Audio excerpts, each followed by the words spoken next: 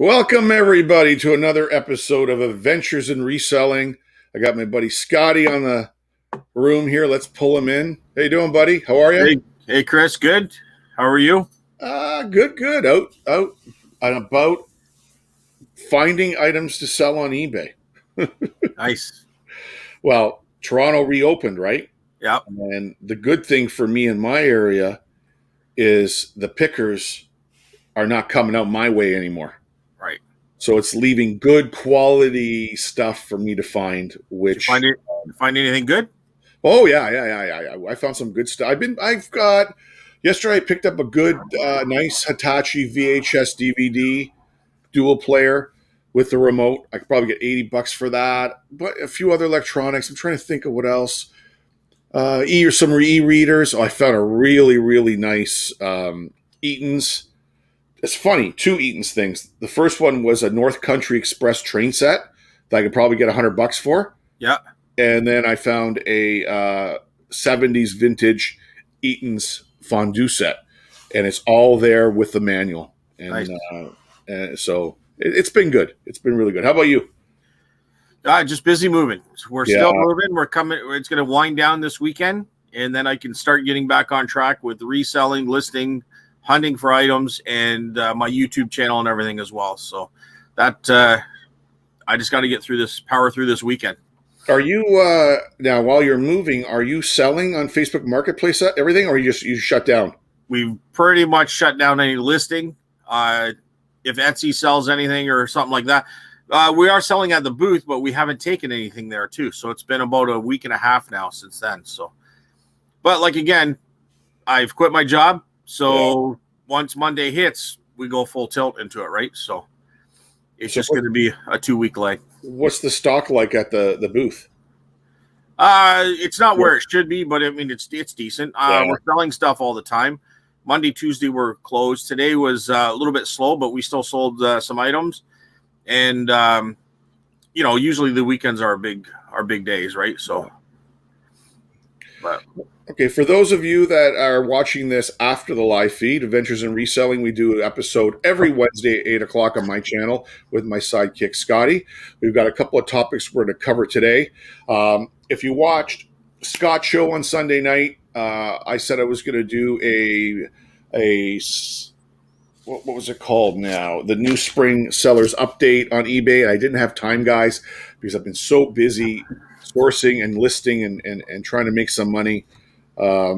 So we're going to cover that today. And we're also going to cover a real cool category that's new for eBay Canada, I believe. I don't know if it's available for .com.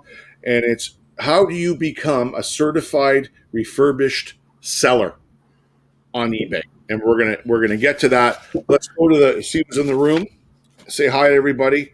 And then we will continue on. Oh, Carl's here. Carl's here. Okay, I saw this today, Carl. I saw this. You were you posted this in a group.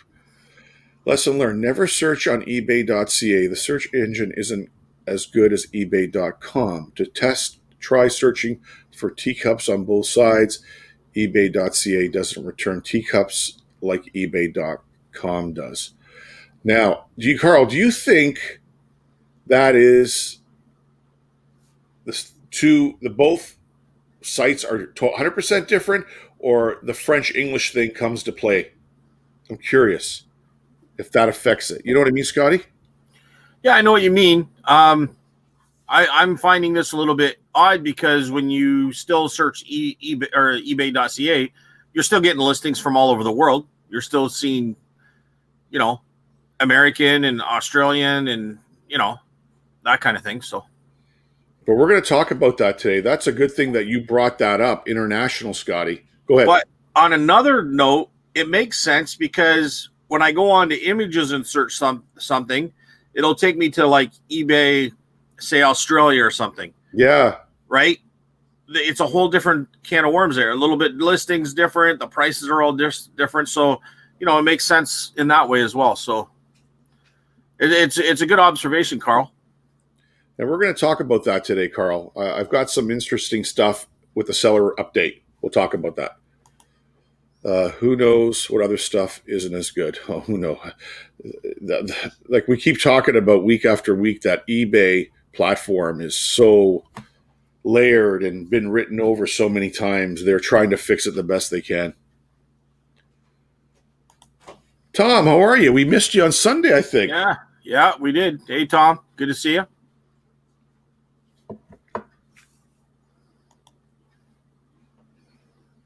Jose, how are you? Jose. Old school Vegas. What's going on? Old school. Swamp. Schwamp is in the room. Good to see you, buddy. Which code might be different for some reason. Yeah, I don't have an answer. I've seen those comments before on my channel. So, hey, AJ, how are you? AJ.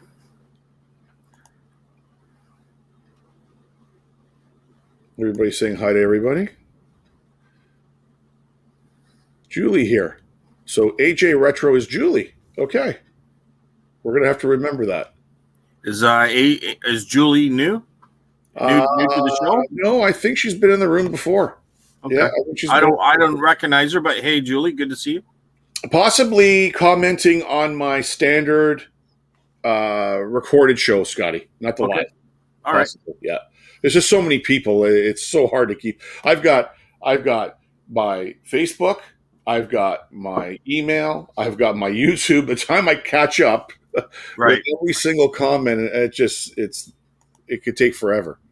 Hey, Nancy. Hey, Nancy. Maybe some American listings won't ship to Canada. That's possible. That does happen. You're right. Because sometimes you'll do a search and you'll go to the item and it won't ship. It's only US only. A lot of US sellers are like that.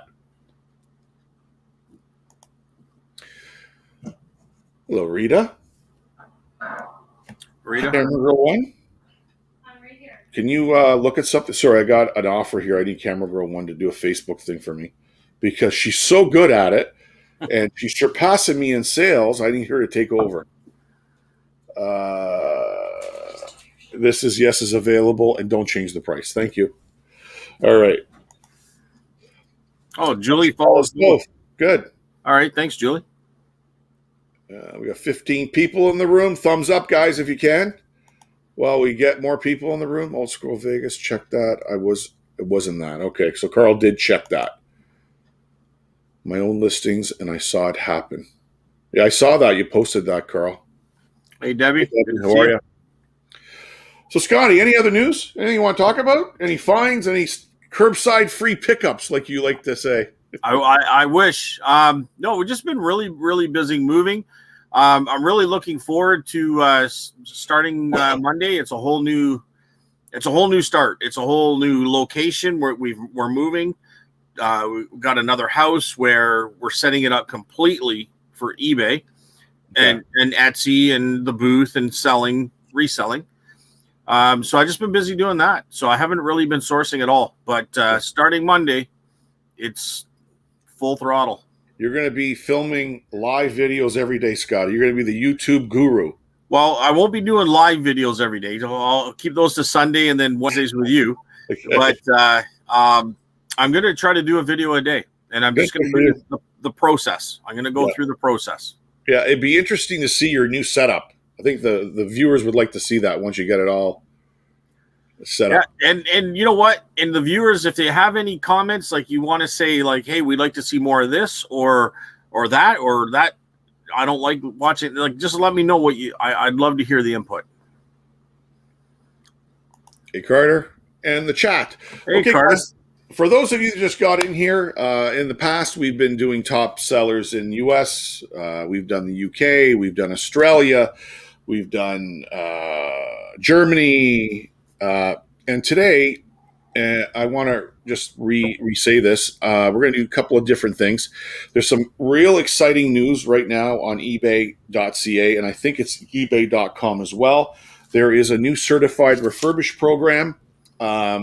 And I'm going to explain what that is. And a lot of you may be interested in looking into it because eBay is supporting this program and I'm kind of thinking of on how to do it.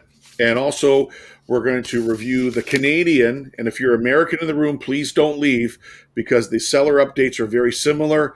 There's a couple of things that the U.S. seller update is different, but it's pretty much the same. And we're going to go over two different categories there. So let me catch up here. Where are we in? We're 10 minutes in, Scotty. So cool. Debbie would love to see your new setup, Scotty. Coming soon. Coming soon. Hello, how are you? Welcome.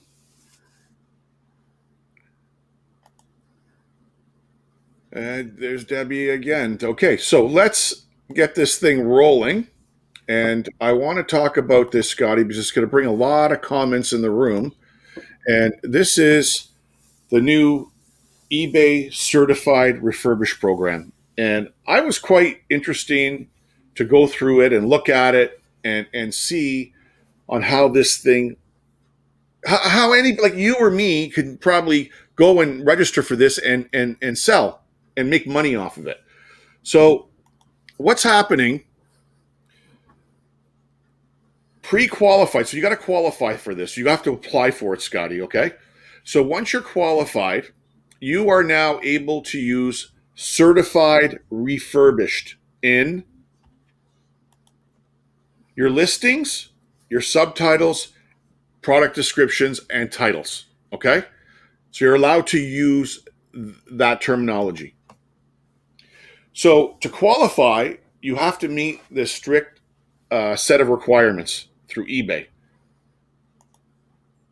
And you have to have proof that the refurbished products were purchased directly from the manufacturer or through the authorized seller. So, for example, if you went to HP and you said to them, I want to buy all your refurbished laptops and I want to sell them on eBay. Okay. So you have to get agreement with them. You're going to sell it on eBay and you're going to be this approved seller and you got to prove to eBay with paperwork that you are in working with them. You get what I'm saying? It's not like going to the thrift store, picking up a damn laptop and saying it's refurbished and right. No. Okay. So here are the requirements. So they have to be, the units or whatever you're selling has to be professionally refurbished to a high standard with few or no visible blemishes, right? So they have to be like pretty much open.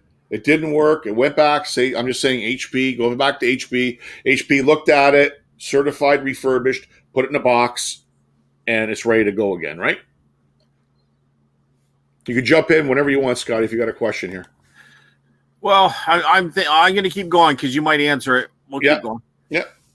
So it has to be sold by or sourced directly from the manufacturer with proof of purchase or authorization. So if you bought 10 laptops, you have to have proof of purchase because if eBay asks you, you have to send them the invoice saying, look, I bought it from HP. Okay? I'm just using HP as an example. It could be anything, right? Okay. So you also have to have these items that have to have a manufacturer's warranty built in, plus you have to ship for free, and you have to offer 30-day free returns. Okay? And I don't know, go ahead, Scotty, sorry. Yeah. No, okay. So right now what you're saying is I can't go to I couldn't go to, and this is across the board. You're just using computers, but this is across the board for electronics.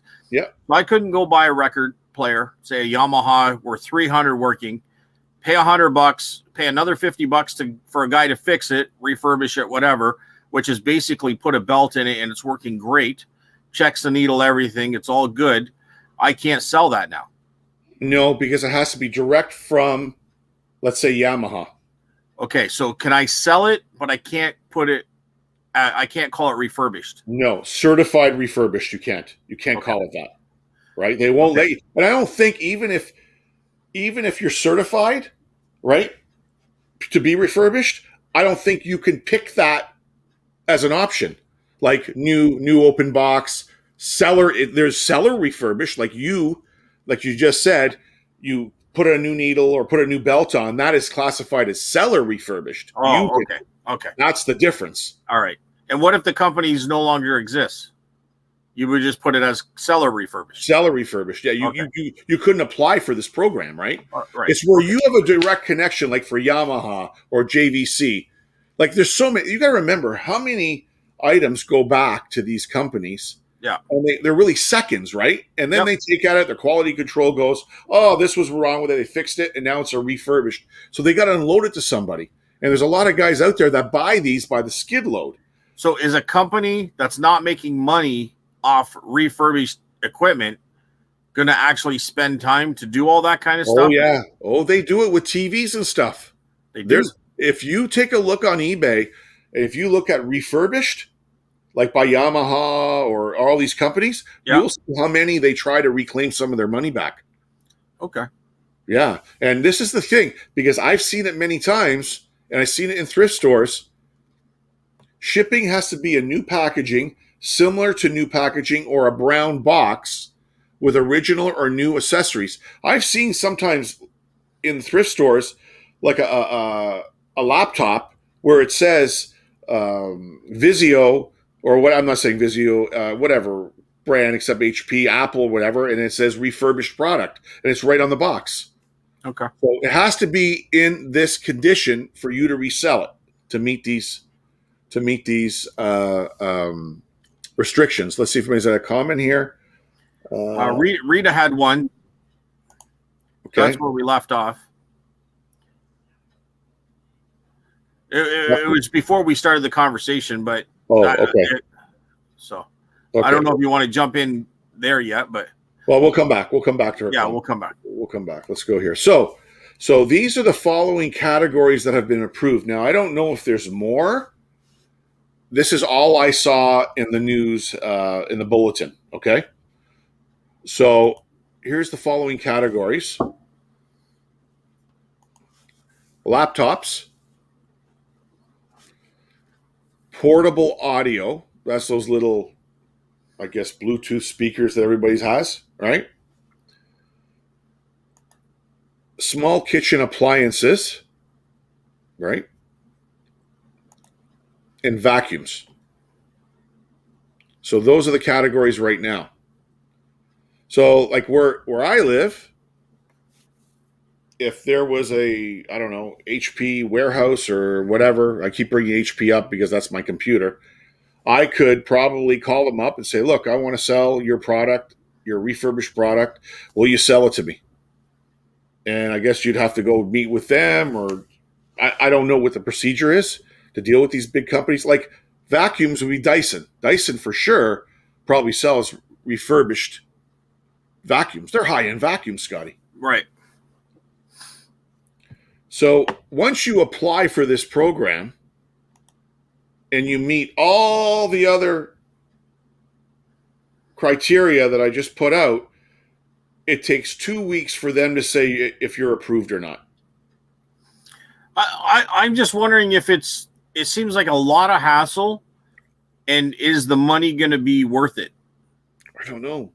Right? Like if you're good enough to refurbish something, is going through all these steps worth it? Why don't you just put seller refurbished, send it out there, and move on? Hey, I'm going to tell you a funny story. Okay, I'm going to tell you a story. I don't know if I ever told you this, Scotty, or if I ever told the people in the room. Way back in the 90s, my dad was in the restaurant industry. He had 2-3 restaurants, and I was working there. And this one was in North Mississauga, and it was down the street from a it was a police station, but it was more for detectives, for the drug enforcement squad, fraud squad, guys like that. So those guys were like, they were in suits. They're suit guys. They would come in for lunch, whatever.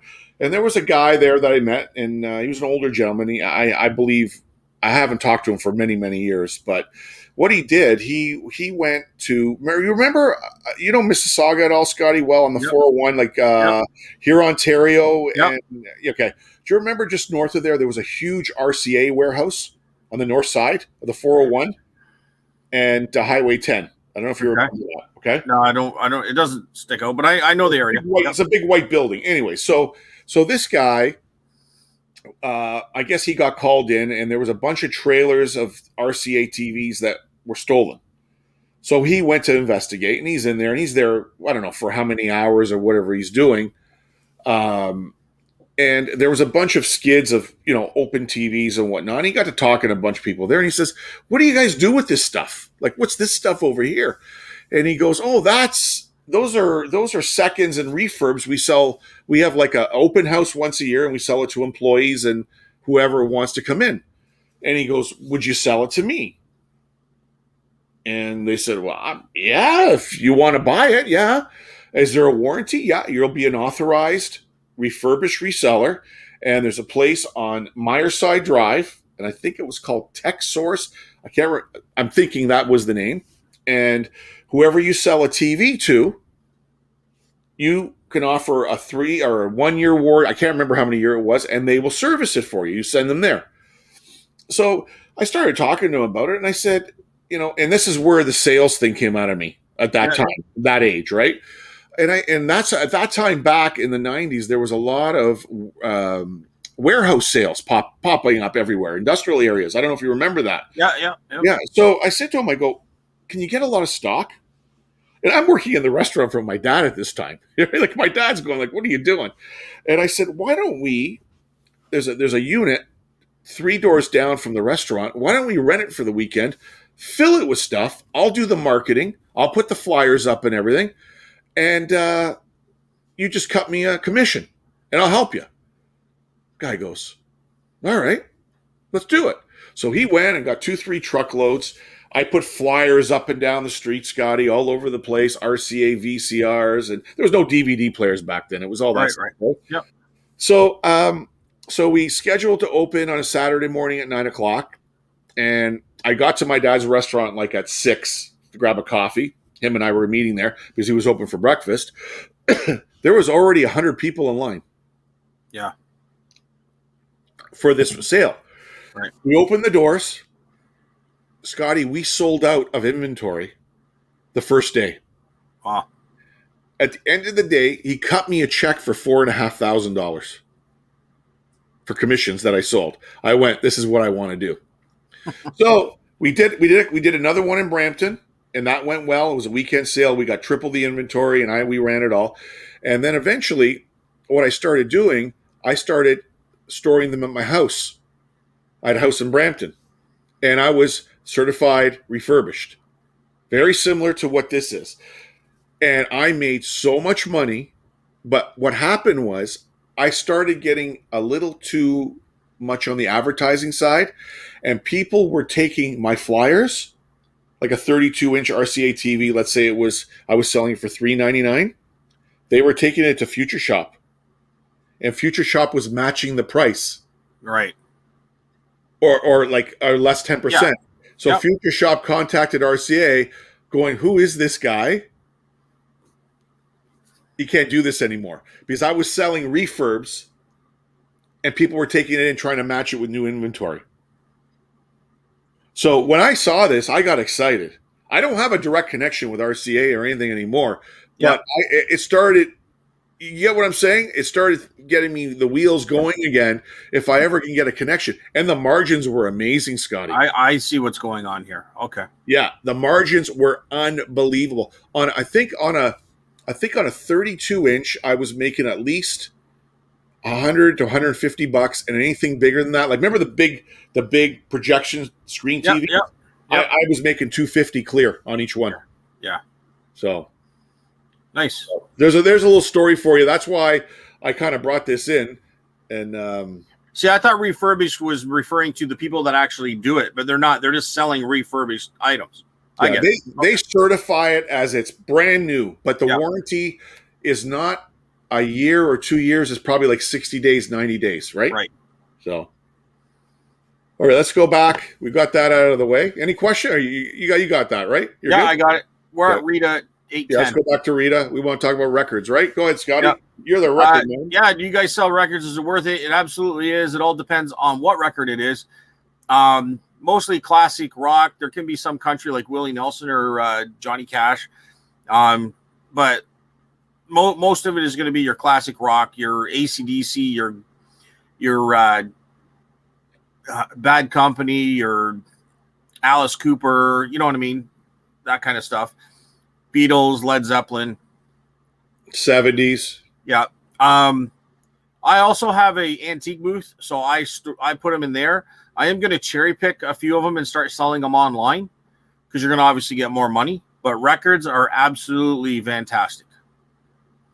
But they got to be the right record, and they got to be in very good condition to be selling them online, especially. Yeah, the thrift stores are full of them, but you're right. The condition and is that's from a guy that doesn't really know much about records. If you want to Yeah. get into labels and you want to get into producers and all that kind of stuff, I mean, you're going to really know even what is has more value. You know what I mean? I'm just speaking basically on the type of music and the band, and taking a very basic approach to it, and you could still make money. Absolutely. Well, here's a bolo for you guys. I was talking to Scotty about it, and I've been watching a lot of guys selling magazines. And today I was at a couple of thrift stores, and the second one was late in the day, and I couldn't really find anything.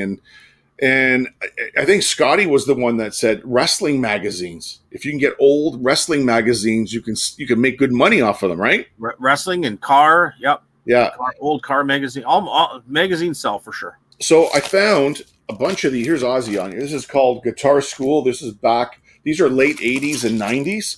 And a collector had them, and it's got the cardboard in the back. I don't know if you can see that.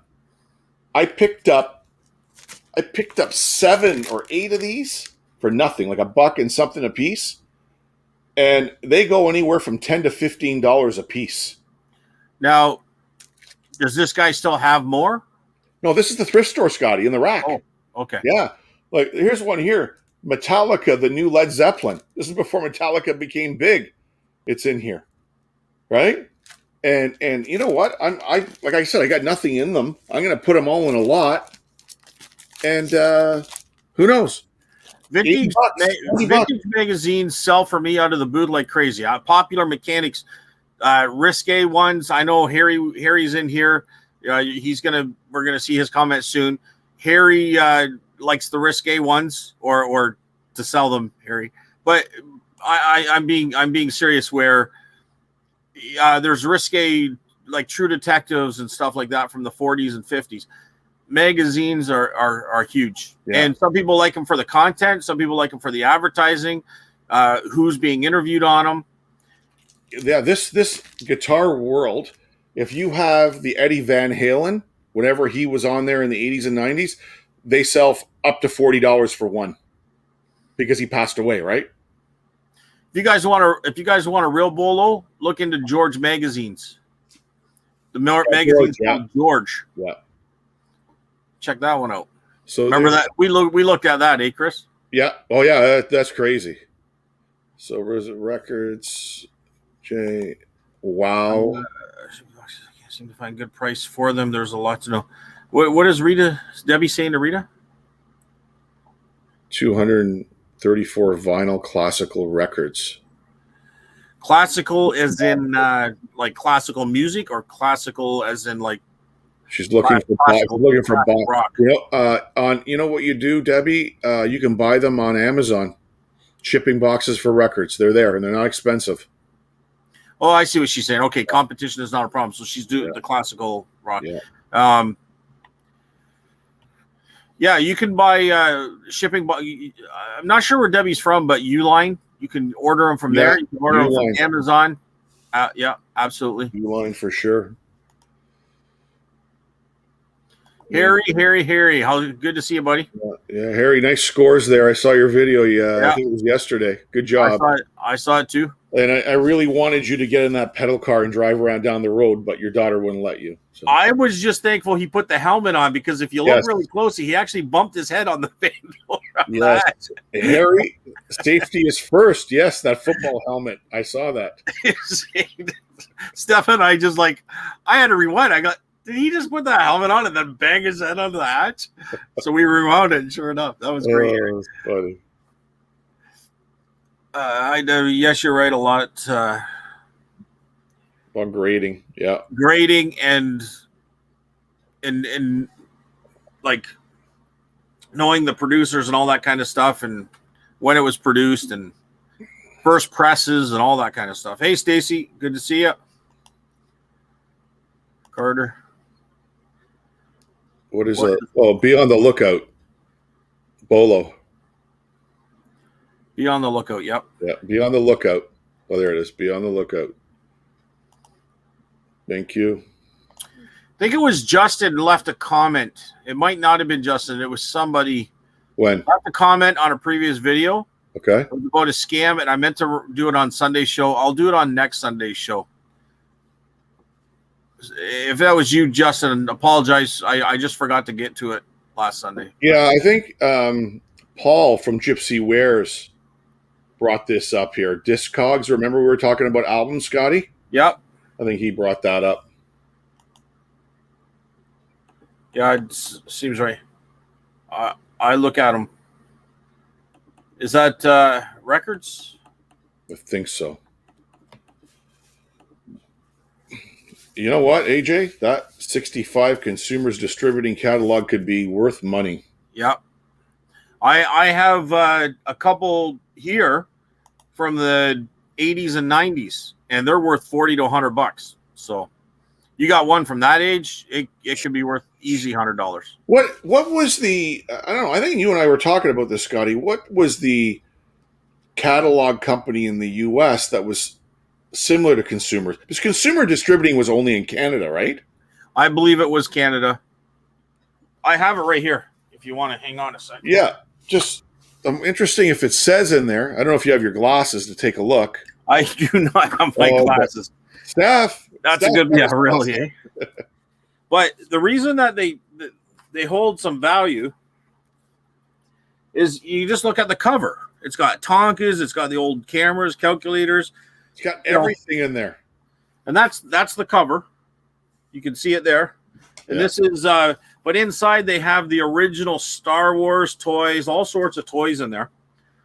And this one here is from 96, and it's around $40.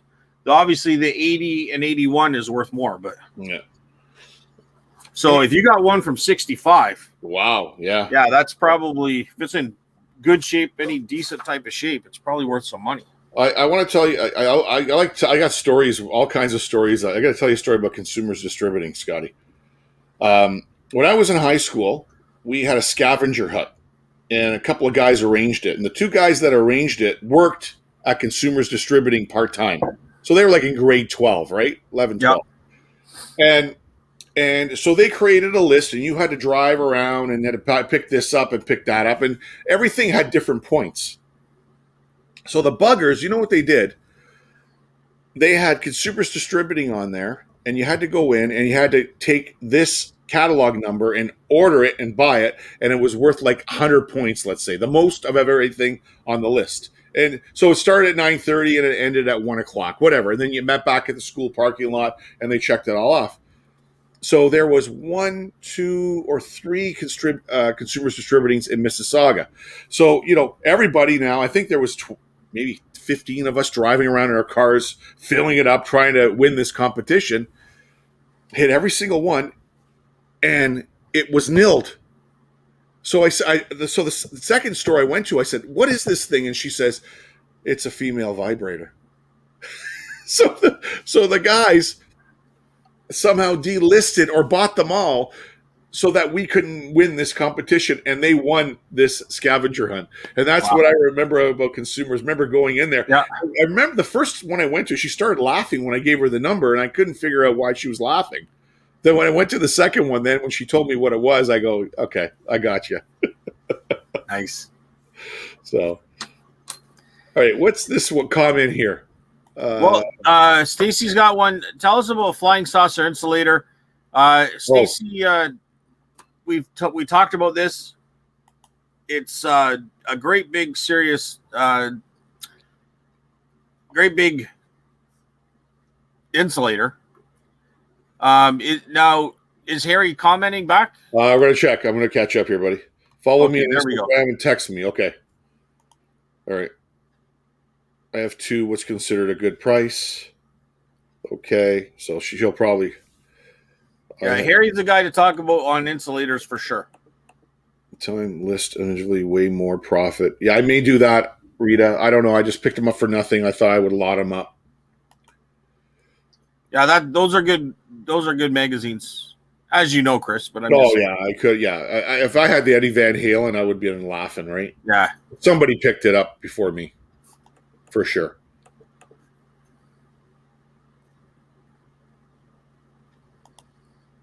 Fish is in. How you doing, Fish? Harry's got Instagram.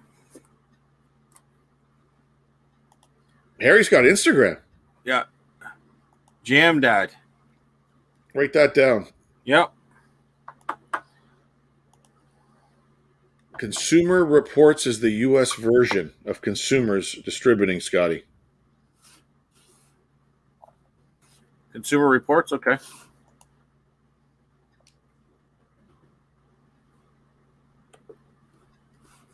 Some of my record box sets, I have old tickets and music programs. If you have the program with the ticket stub to that show, Debbie, good, you get good money, especially rock, 70s rock, and you know what other 80s hair metal bands, Poison, Bon Jovi, Def Leppard, their early concerts. If you have those, that you get big bucks for those. Yeah, I sold an Aerosmith stub for $9 to go to a concert in 1980 at Maple Leaf Gardens. Yeah, it's 900 now. It's like insane.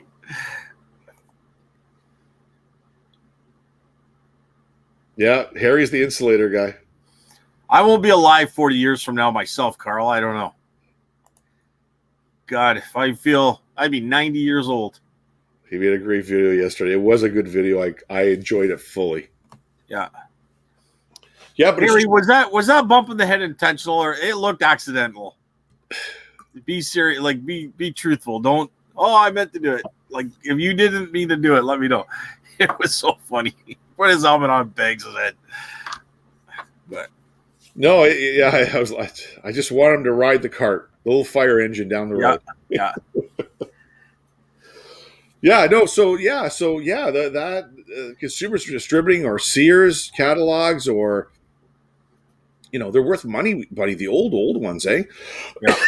Yeah. I think we talked about this on another show that we did, but the Christmas ones seem to be the most popular, right? Yeah. So. If they're not circled. The kids circled them all with pen, right? What they wanted. I see what you're saying. And then the dads ripped out the lingerie and the bra section in the front. Yeah. All right, so let's get to our second thing today, Scotty. And please, guys, comment as we go along. And you can talk amongst yourselves. For those of you, the 2021 Spring Seller Update for eBay was launched, and so I'm not trying to make this a biased eBay channel. It's just something I do. That's where I sell, and I try to bring you guys as much information as I can. I went through it all briefly. This is the Canadian version, and like I said earlier, if you're in a U.S. seller, please stick around. It still applies to you. The U.S. one has a few different things, and I'm going to touch on that in another video. So there was 3 different sections when this was launched, Scotty.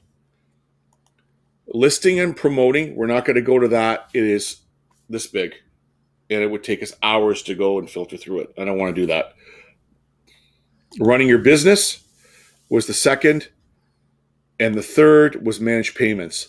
So we're going to talk about these two and how there are changes that are good, or I think they're great for Canadian resellers, Scotty, going down the pipe, since I've been on this platform for a long time, which you know that, right?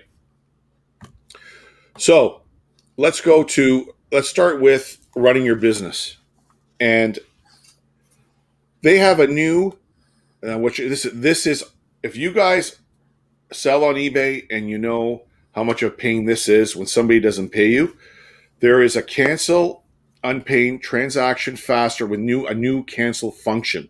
They've got all that set up. And as of April 2021, you no longer have to file an unpaid item claim. Okay? So you buy something from me, Scotty, you don't pay me, right? 2 days goes by, I got to go, okay, I've got to file a claim. I don't have to do that anymore. Or send a reminder out, right? To the seller going, please pay me, just like I sold something 2 days ago and the guy hasn't paid me yet. eBay's going to do it for you now. They're going to send the buyer automatic, hey, you owe Scotty $50, pay him, man. Next day, you owe Scotty $50, pay him. Then, after 5 calendar days, you can have it set up manually or automatically, where it automatically cancels the order, which is kind of nice. Does it have your listing is returned to the screen, or do you have to relist it? They'll relist it for you. Yes, they'll relist it for you, which is kind of nice. Yep. And if you cancel the order because the buyer has not paid, eBay will block the buyer's ability to leave you feedback. And if they've left you feedback, they will remove it. In the past, they never would have. Scotty's a deadbeat seller. He canceled my order. He didn't give me enough time to pay. Right? Negative. They're fixing that part. It only makes sense on their part. They don't have to deal with so many phone calls, right?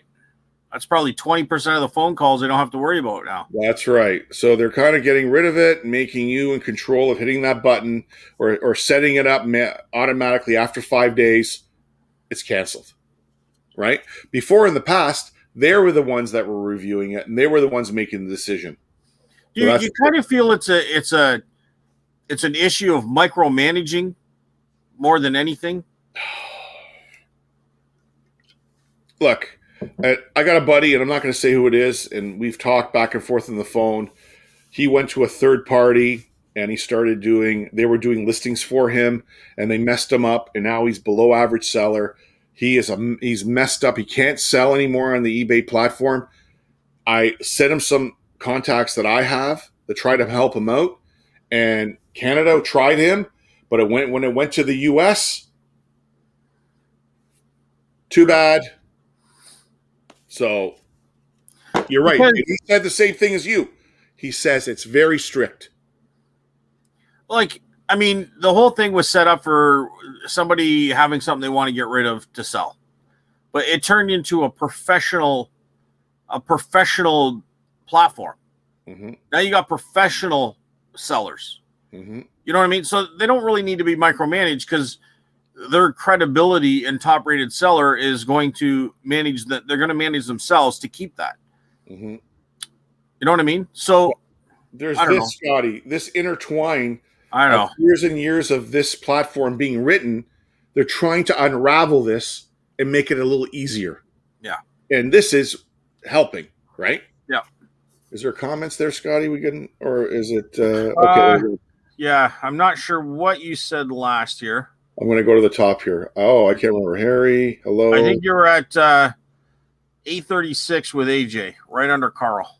All right, we'll get there. He made a great video yesterday. 8:30. You're going to get there. I'm getting there. I'm getting there, buddy. Sorry, I made a great video. Okay. Yep. That makes sense. Following you on Instagram. And then Harry is replying to, was that a serious, meant to do it, or was it for real? And he's saying it was for real. With the helmet on, he wasn't paying attention. But it was awesome, Harry. It was safety first, Harry. Production value.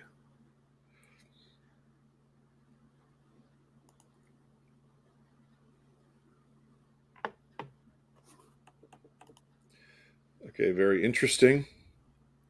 I came across Radio Shack catalog. Yeah, those Radio Shack catalogs are awesome as well.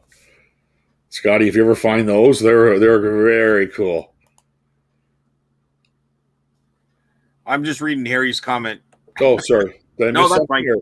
No, you're good. Okay. He's just telling me he's just telling everyone how he got started. Mm-hmm. Okay, Maud, listen. You do not need to put your social or your SIN number in. Camera Girl 1 had the same thing. She left it blank and it worked. If they're asking you for a SIN, SIN's 9 numbers, right? Put in 1, 2, 3, 4, 5, 6, 7, 8, 9. It'll go through. Just do that. Okay? I got a notification from YouTube yesterday asking me if I have my tax implication information on there. And when I hit the link, it was just for US YouTubers, not for Canada. So that, if you just do what I tell you, you'll be fine. I can't sell. I've been selling, but I can't. What? Hold on. I can sell and have been selling, but just can't lost till it is up. It is up? eBay put my listing on hold. Oh, yeah. Oh, sorry. Back to this comment, Sky. I didn't read the whole thing. If you are not on managed payments, your existing listings will still be there, but you're not going to be able to list new items until you register. And we're going to talk about that coming up in a second, and the second part of our seller update, spring seller update, Scotty. Let's get back at that while people are... okay, so we were here. So let's go to managed payments. Now, this is a very cool thing. And if you guys want to comment, please do so. Scotty, and managed payments now, which is very, very cool. They are now expanding the international. So I'm in Canada and I list this iPhone. Okay. I list this iPhone and I list it US, Canada, Europe, Japan, Australia, UK. Soon as you start listing in those countries, the listing will appear there. Okay, your listing will appear there. Not where somebody in the UK is looking for this iPhone 9. It will filter locally first or what's around them. But now it will also put, if you're a good seller, it will put you in the top part of the search engine. Okay? This is a good thing. All right? Secondly, back to the question, who was that earlier? I can't remember the name. Maud. Okay, Maud. Sorry, Maud. All sellers have to be moved to managed payments in 2021. If you're not, you cannot sell on eBay, Scotty. And I know you haven't been asked yet, right? I have not been, but I haven't been listing anything for, it's probably 3 weeks now for sure. Okay, so that's probably why you haven't got because we're moving. So yeah, because you're moving, and so that's probably why you didn't get an alert yet, right? The other thing is more ways for a buyer to pay. So before you had PayPal and you had Visa and MasterCard and American Express, I think it was, Scotty. Now you have Google Pay, Apple Pay, PayBright, which is their. Say you want to buy a receiver, it's $100. You can make like 5 payments of X amount of dollars to pay for it through eBay, but the buyer gets the money, which is kind of cool. So that's one good feature. The other one is one place to sell and get paid, all on eBay. PayPal is out of the picture. You sell, the person pays, it goes to your managed payment site, it's your money. You don't pay any additional fees. It's what they call streamlined operations, Scotty. Okay? Now, this is very cool. Right now, I'm on managed payments. And before, when I was on PayPal, your selling fees and if you have an eBay store, like say you're paying $29 a month, you would have to manually pay for that yourself on, I think it was the last day of the month or the first of the next month. Okay? But beginning in late March, you don't have to do that anymore. It'll be collected from your sales. So there's no eBay bill anymore, Scotty. This basically sounds like Etsy. Pretty much. Yeah, pretty much. See, before you would have an eBay bill. If you didn't pay your bill through the whole month, and I had bills that were $900, $1,000, I would have to pay it at the end of the month. Now I don't have to do that anymore, Right. which is kind of nice, right? Providing that there's a flow in your account. Well, if you don't have money in your account, look what they're going to do. Right. They'll charge your debit or credit card, whatever you have set up, if there's not enough funds. Which is what Etsy does. Exactly. And the cool thing is, no more monthly bill. I like that so much. Yep. Okay. Now, before we move to the last part of this, and this is a big topic, Scotty, all the time on my channel. I get asked all the time. This is very cool for those of you. US dollar payout capabilities. Late spring, sellers on eBay.ca can now choose to receive payouts in US dollars, which is very, very cool. So now, what would be cooler? Mhm. All right, maybe I shouldn't speak right yet. Maybe I should wait. Hold on. Don't go yet. Wait till I'm done. Okay. But the problem is, okay, you can list in US and collect in US. And doing that, you need to register for a US dollar checking account from a Canadian bank and give that information to eBay. But now we're held, when you do that, you're held at the mercy of the Canadian bank US conversion rate if you want to convert it back to Canadian. That's the only thing. Well, can you withdraw it in American money? Sure you can. You go to the, if you got a US, you go to the bank, they'll give you US for it. Then go to your local casino and they give you the best rates ever is at the casino. Money laundering. Let's do it, brother. We'll get Harry involved in the US. We'll ship him money down there. You know what would be really cool? When they start paying you in Bitcoin. That would be awesome. If you can take that option. We'll see what happens. Let's see what One step at a time, right, one Chris? step at a time. Let's see what the comments say here. So very cool though. I get a lot of questions on that. Safety first, Scotty. Very interesting. A46. We're at AJ Retro and Vintage. Yeah, getting there. Oh, Marie. There we go. Oh. Did I miss one? Oh. I don't know if we said that one yet. Hold on. Listings on hold. I'm going back up here. I'm catching up. Okay, that was the hold. I did enter my sin. Yeah. See, you as well. Camera Girl 1, same thing happened. I've got so many messages and emails saying, no, they want my sin. I can't register. I don't know why. They're doing that. I have no idea why. And mod meant list, not lost. So Yeah. but we figured that out. So that's good. Gotcha. Hey, Marie. Hey, Marie.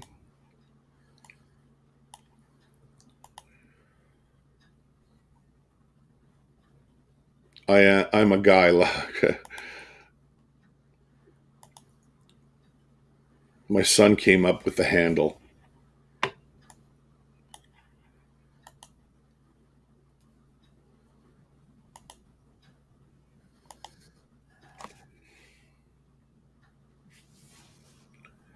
If your earnings are not sufficient to cover these amounts, we will charge your payment method on file, debit, credit. Yeah, that's right. Or link bank account. That's correct.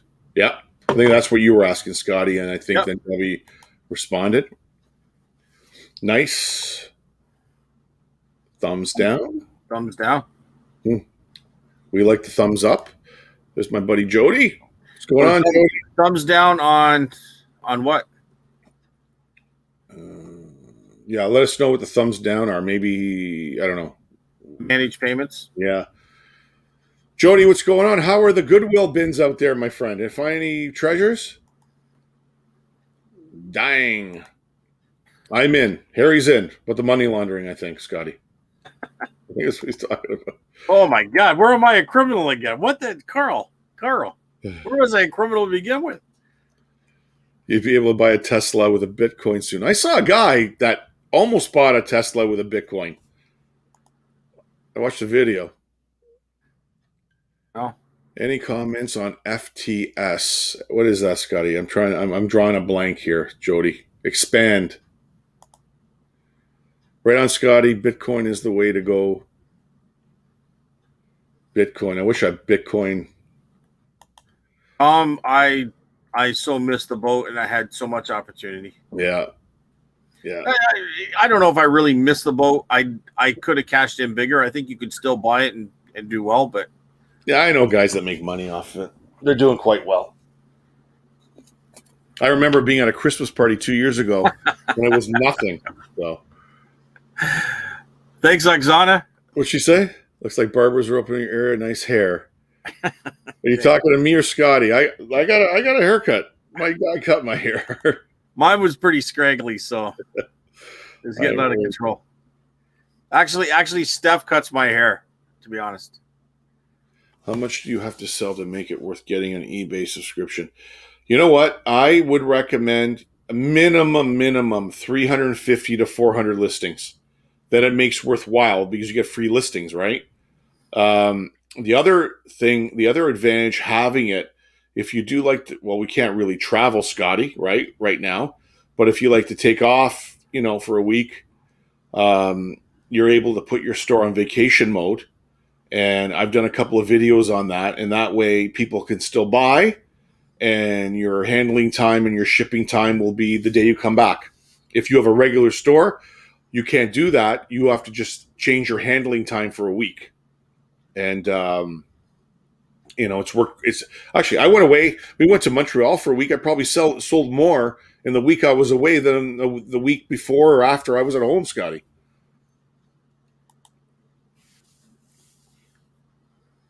How you been? Okay. Certain broad, my sales have increased. Key is to list constantly, and good customer service doesn't matter. Yeah, you know what? I agree with this, Scotty, because it doesn't matter where you list. You just got to keep listing, have good quality product, and good customer service. You will do fine on the platform. Gonna go read a good comment. Everybody misses you, Jody. Just I hate when it jumps like that, when you're just scrolling. I know you're scrolling along and open a U.S. bank account, and they can track then. Yeah, I see. Oh, okay. He's giving a thumbs up on the open. Yeah, okay, right. I got you now. Yeah. Haven't hit the bins at least 4 months. I got fed up with the new COVID rules. Yeah. You know what, Jody? I would love to come out and see these bins. I ran into one of them. I was down in Pennsylvania with Camera Girl 1, and we went into one, and they were just brutal. It was just crap that was in there.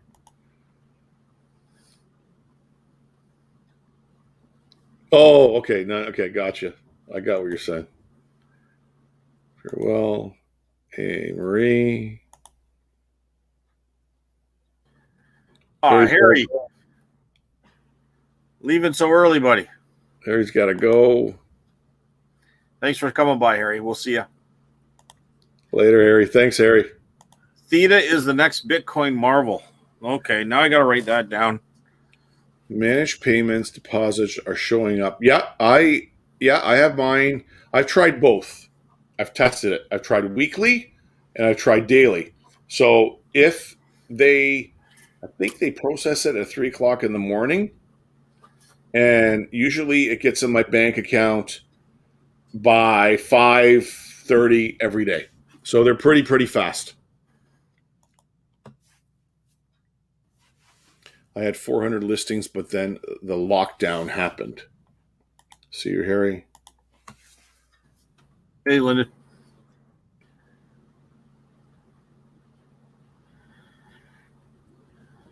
You know what, Lyndon? Before grading ever happened, and I started selling on eBay, I had a collection of comic books. I still have a few. I've kept some for my son, and a lot of them were late 70s, early 80s. And I wish I had them still today and graded them because I knew we'd probably get more money. I think the grading the grading filtered out all the crappy sellers because you really have to spend the money and invest, Scotty. You know what I mean? To get them graded, to get that extra dollar for them. I think comic books are coming back. What do you think, Scotty, about comic books? I agree. I think comic books are back. They might have been back for a while. A guy that you might want to watch is Primetime Treasure Hunter. He does a lot of comic stuff. Yeah, he does. Yeah. He's pretty knowledgeable. I will pick up comics because I can sell them out of the booth. So as long as I can pick them up cheap, I'll get them. But I'm also going to start looking at kind of trying to find those rare ones or early ones as well. So I'm going to have to be future. I'll let you know the answer to that. But it's something that I'm going to dabble in a little bit as well. I think what happened with COVID was it kind of resurged sports card collecting, Scotty. Yeah. Comic books. Well, because guys that had been home, like, at home, they're talking to their kids, oh, I had this comic, or I collected this, or I collected that.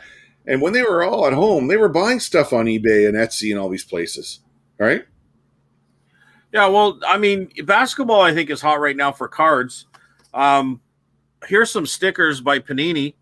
Now, this is a lot that I guess you would say is a sheet of them. I have a whole bunch. I touched upon them on a video before, but this one, because it has Michael Jordan in it, can be worth like 40 to 75 US, if you believe it or not. And they're stickers, shaped like kind of card sticker, and they're by Panini. And I have a whole bunch of them here, but things like that are actually, they got some value, and it's surprising. So comic books, I think they're in the same group. I think even though they're different, I think it's something that if you have the right comic, the right condition, you're going to make money off it. So. Yeah, I was at the thrift store today when I was getting those magazines, and this one location, they weren't 20 cent or 15 cent comics, Scotty. They were maybe 50 cent, 75 cent. Yeah. $14 for one? Like, come on. I bought 2 bags. They wanted $7, $6.99, and in each bag was 6 or 7 comics. I bought them because I'll still make money off them no matter what they are. I'll still sell them for $3 to $4 a piece. But I bought the ones that were consecutive, comic book 1, 2, 3, 4, and I just figured the consecutive. So I'm going to find out if I can sell them for like $25 or something for 4. Yeah. I don't know. But I'm going to try it anyway. I haven't sold any in a while. You know what my problem is, Scotty? This whole grading thing disturbs me. Right? We talked about this I did an auction, and I bought a whole tub of old books, old comics. Yeah, I remember. We got up to like $30, and the guy came right at the guy that was pushing up. We're the only 2 bidding on it. He came over and offered me $25 for a Conan comic. Now, when I did this on the show, Swamp Picker is the one that pointed this out. But that comic book could be a $3, $4 comic book. But if you have a collection and it's the only one you need out of that entire collection, you're going to pay a lot more for it. Yeah. So there's different reasons why people will pay money. It might be a $3, $4 comic book, but if he needs that one book, or he has a shitty copy and yours is a good copy, he might pay you $40 for that book just to complete his collection. Yeah, I hear what you're saying. Right? So it's kind of all over the board. Okay, this is a good question. I get this asked all the time. Now, depends what the item is, and it depends if it's a seasonality item. So if it's a Christmas item, I just keep it and keep relisting, and it'll eventually sell when the holidays come around. But if it's something where I've had it for a while, okay, I'll give you an example. Say it was $50. I will start lowering it $5 every 30 days. And it will get to a point where it'll eventually sell. And if I don't think I'm going to make any money back on it, I'll just donate it back to the thrift store and get a coupon and call it a dead sale. Or what? Give it to Facebook Marketplace, lady. Yeah, like, or I give it a Camera Girl 1 now. Yes, right, Scotty. She's taking all my duds and making more money than I am. Yeah. Okay, she walks around the house waving the cash at me. So Now I say that jokingly, but I guess right. I want to touch upon a little bit more on Justin there. There's other things you can do besides lower the price. You can try selling on different platforms. You could try selling if it's vintage. Maybe try to go to Etsy, or try to put it on Facebook Marketplace, or Lotting them up. Or lotting them up. Like, there's different things you can do. What else was I was going to say something else, but anyways, there's other things you can do besides trying to have to lower that price right away. Yeah. So. You got to look at the comps of what's selling, and there's also what affects the price is this. What's in demand a year ago, maybe not demand now, but it might be in demand in 8 months from now, right? It's like I posted in my Studs and Duds, those electric typewriters. I used to get great money for them. And then the bottom fell out, and then the vintage manual ones, they started giving you good money. So, and you could also maybe put in like a Google ad promotion. So maybe you're not going to adjust the price at all, but you might lose 12-15% that they're going to take for that. But add a promotional ad to that item. You know what I mean? So that it's going to be seen by more people. I heard it all day from Camera Girl 1 on Etsy about this Google promotion. Okay, so don't tell me.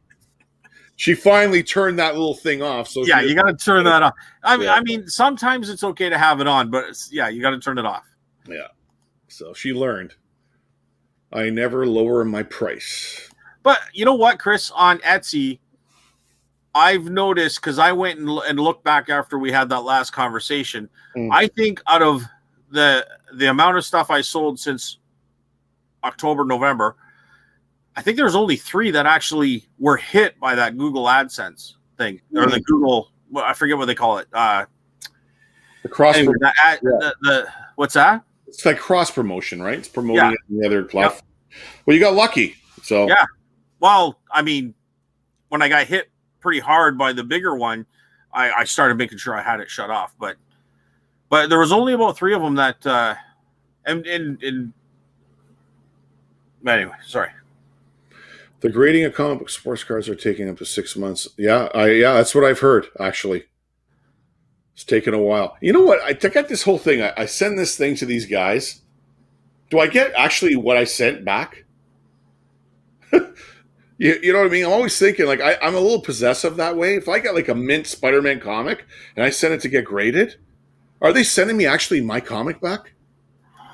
I would say they'd have to be, because if they ever lost credibility, their business. No, I hear you, but I know. I hear what you're saying for sure. Buddy, when I send my truck to get an oil change, I lose my mind when it's there because I'm worried you guys are going to bang it into a pole. Yeah. No, I know. Right? I lose it. So I'm like that. Not just saying guys buy and sell trade cards. Some women dig it too. Oh, yes, they do. Absolutely, they do. Yeah, absolutely. We're just at a habit, Scotty and I, saying guys because it is what we say. No, but you're 100% Gravity Goods. 100%. Good point. Good point. We have a lot of women watchers too, so we definitely don't mean that, because we include all you guys girls. See, I just did it. Yeah. But we just include everybody in here, so there's absolutely. Thanks, Scotty. I'll keep an eye out on your channel with all the different comic books, movies, and TV series. It's definitely an investment. Yeah, and I'm gonna look into it more and more too, and try to study it. So, thanks, Lyndon. Had no sales this week, and then had 4 today. Now my monthly eBay fees is near. I feel my sales jump right around that time. You know what? It is, or maybe there is no rhyme or reason on the algorithm on eBay. Hey, Maud, I'm going to tell you something. I went a week. You can ask Scotty. This is a couple of weeks ago with 0 sales. It's never happened to me before. Then when the weekend came, boom, boom, boom, boom, boom. It was unbelievable how they just came back. And all I did is I listed 4 items to keep my account going. I think the secret with eBay, and maybe Etsy's the same way, constantly listing slowly items I all the time, I think it is. right? Yep.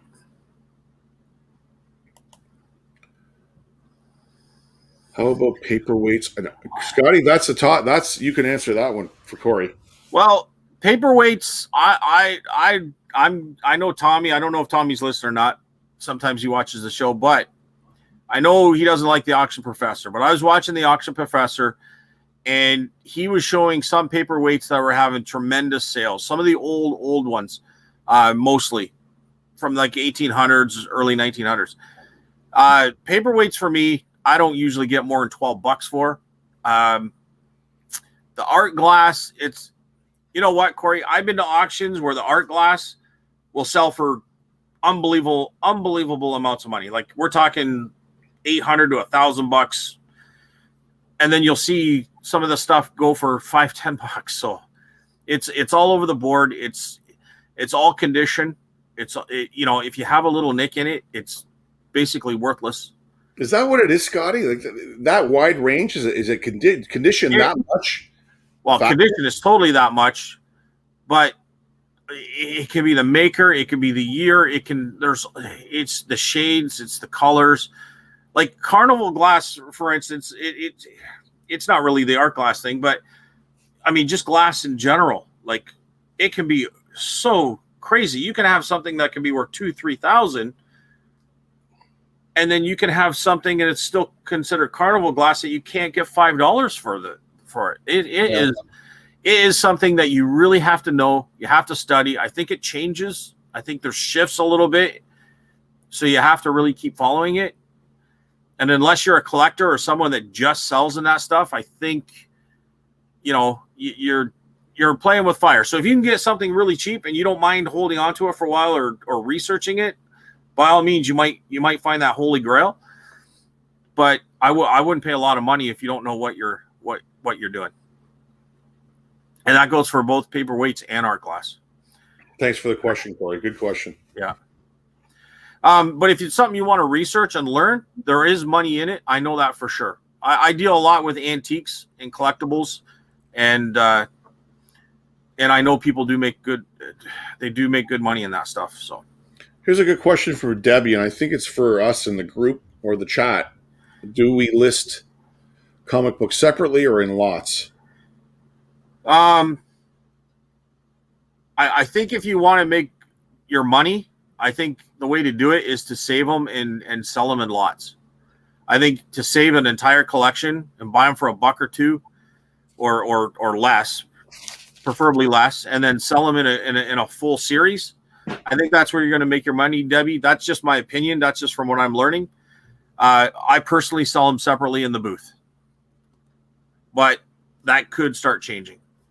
Does that make sense, Chris? Is that the answer? Yeah. Good question, Debbie. Like I think if you talk to two people who sell a lot of comic books, they're going to probably tell you two different things, to be honest with you. So, good comment from Jody here. Grading with PSA is taking over a year.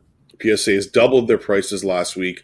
Card grading is going absolutely insane with Pokemon cards. People are sending them in left, right, and center. That's what I've heard. And that is another thing too. I don't deal with a lot of it as far as what it's worth. I'll just buy a bunch of them. I'll put them in little packs and I'll sell them out of the booth, and I can't keep them. Magic cards as well. So I'm not going to sit there and learn what everyone means and what it's worth. Take you forever. Yeah, it's just it's like coins and stamps and. You know what? Also, before we get to this comment, before the grading, I remember going to card shows when I was collecting cards, and the vendors there would take advantage of you because you would bring stuff in to trade, and they would go, "Okay, I'll give you this, and this." Yeah. And there was no way for you to know the value. You had an idea. It could have been a $500 card, and you never knew. Yeah. Right? They were doing this. They were just rubbing their hands. Hey, you had a cop story. I'll have a cop story here. Yeah, go ahead. He was part of an investigative police officer, and they had to deal with. He was with Toronto, and they had to deal with a submarine at one point, and I'm not sure exactly the details on that. And they hired a guy to come in, a mechanic for submarines to come in, and they paid him $10,000 to come in, and all he did is turn one bolt on that submarine. And the cop said to him, "You mean to tell me we paid you $10,000 to come here and turn one bolt?" He said, "No, you paid me $10,000 because I know what bolt to turn." So knowledge is power, right? Yeah. You knew which one. So, I mean, they're going to rip you off for sure. But is it really a ripoff? I don't know. If you're happy with what you get, I don't know. Some people might say we do that in a way. If I go to a yard sale and I see something that's worth $50 and I can get it for $5 or $10, what do you do? Yeah, you don't. Yeah, what do you do? I pay him what he's asking. If somebody has an estate sale and they're saying, "What do you think it's worth?" Or, I tell them what I'm doing and I explain how I have to resell this. I do that a lot too. You know what I mean? So our goal as resellers is to buy as low as possible and sell as high as we can. That's our goal. That's what we do, right? And it's our knowledge and our time. We put a lot of time into this. If that person's not willing to put time in it and they're just selling it, it's. There was a man that bought 5 boxes of hockey cards at a Richmond Hill thrift store, $15 a box, at least 300 cards in each box. Those cards could be worth a penny a piece. You don't know until you really go through them. You know what? Those late 80s, early 90s when the thing took off? Yeah. Where the money is on the sealed packs, not the open packs. People want those sealed packs. I agree that there's money there, but there's also money in the other stuff too, bud. I've seen them. I don't know. It's crazy. You're talking the Pokemon? No, I'm talking hockey cards. Oh, the hockey cards. Okay. Yeah. Sorry. Yeah, the hockey cards, if they're still sealed in the blister packs, like in the original box, you can get good money for them. Yeah. Right? That's not, guys, I'm not trying to tell you I'm an expert in sports cards. I'm just telling you what I see on YouTube and on the internet. That's all. But I mean, on the flip side, there's a lot of people coming by for me on stuff that I don't know, like the Pokemon cards. Mm. Right? And they go in there, they might look at the cards and they say, "Hey, that one's worth so much, I'll buy the whole pack." Yeah. Yeah. Knowledge is power. I haven't listed an item in 2 weeks because of managed payments. Yes, I've got a lot of those comments on my channel. Yeah, you got to switch over and get going. You gotta get back on there and keep listing. He's thanking you for the explanation, I think, Scotty. Yeah, you're welcome, Corey. I hope it helps. It's there's a lot to learn for sure. Depends on what the comic book is. Corey, I don't know your situation or anything, but sometimes if you go and you just talk to someone at an antique store about those items specifically, they'll tell you all about it. They have no problem sharing their knowledge. So if you really want to go and talk about and learn that kind of stuff, I know there was a lady who talked to me and took me and showed me her collection and everything on carnival glass, and I couldn't believe how much some stuff could be worth. There's websites that you can go to. There's books written about it. It's crazy. There's big functions all through the U.S. I'm sure if you went and talked to an actual professional antique booth about that kind of stuff, they'd direct you in a similar direction. You're right. So we got 21 people in the room, guys.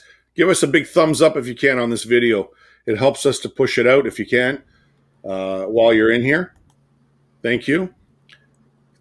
The cards could be worthless. Late 80s. Yeah, that's what they could be. They could be worth peanuts. That's the problem. They just made so many cards at that time, and people were buying them, think they were going to be worth, it's like the Beanie Babies. People bought them. Scotty, what's your, I'm like I said, I'm not an expert on this, but I want to ask you something. What is your opinion on these Funko heads or Funko Pops. There's so many being made. There is so many out there. Do you think they're going to hold their value? I can't see how they can, but I mean, where is their value? Like, you mean like in 20 years from now? Yeah, like Yeah, I think they're a fad right now. I think I think it's a fad. But. I see guys, they have like hard cases and they can't be bent. And like I've sold a couple of them and the people got them going, oh, the box is damaged. Oh, I didn't sell you the damn box. I sold you the figure inside. Is the figure okay? And I stopped selling them because I had nothing but headaches with these collectors. But are they going to be, if somebody has one and it's worth $100, is it going to be worth $100 in 10, 20, 30 years? Or are they going to be the Beanie Babies of the 90s? Well, I think anything mass produced is not going to hold its value. I don't know. I can't buy into that thing. Every time I see them, I look at them and there's no money in them. Yeah, well, that's what I'm saying, right? Anything that's mass produced probably isn't going to have much value. Oh, I don't know, but he was happy. Oh, he's talking about the guy that picked up all the carts. He was happy buying them. Seal Pokemon, Harry Potter carts, Transformer carts. Yeah, you're big on this, eh, Jody? And I think I picked this up from you on them being sealed. That's the key. That's where the value is. Yeah, I agree with you, Jody. Yeah, I don't know the sports card end of it.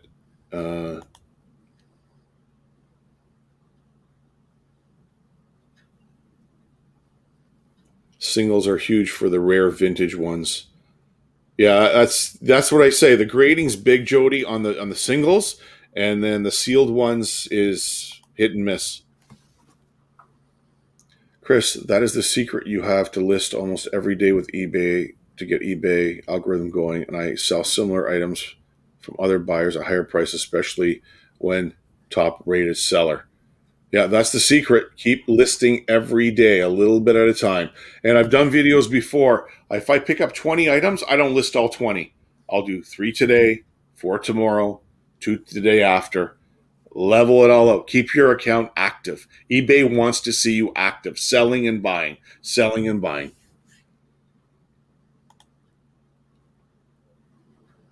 Website where they're officially open to Canadians in November of last year. They did a promo you get for free if you spend $20. If you were to get the card graded and it came back at 10, the card is worth $2,000. Wow. Wow. I guess that's a rare card, eh, Jody? You spent 20, you got a free card. How many people spent 20 or how many were even made? Eh, Scotty? Yeah. Yep, absolutely.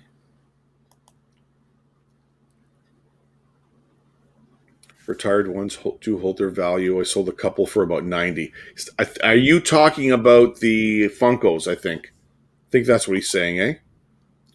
Yeah. Cincinnati Picker has been selling a lot. Now, he's getting good money right now, but I think you're talking like 20 years down the road, right, Chris? Yeah, I'm not talking today or tomorrow. Yeah. I know personal friends that have walls in their basement of these things. Yeah. And when I used to go there, I go, what are you going to do with these in 20 years? Is there going to be a market? Like a lot of them are based on shows and stuff, right? So like, yeah, everything. It's everything. Wrestlers, it's rock stars, it's everything. So in 20, 25 years from now, are kids really going to care what we cared about now? You know what? Like, so right now, if we're watching, like, I don't know, let's say we watch like an AC/DC. Well, that's because we grew up with AC/DC, so we like that Funko Pop. But in 25 years, like, is a lot of kids going to even know who AC/DC is? Like, you know what I mean? Like, I just think that the pulp culture thing can be very good at one time, but I think eventually it goes down. Like, in 25 years from now, is G.I. Joe going to be a big collectible? I don't know. Right? Don't know. So, like, It, like Howdy Doody. How many people really go crazy over Howdy Doody and those things that were from the 50s or whatever, right? I, I no. think I think it has its cycle, and I think that's going to fizzle out just like the other ones do.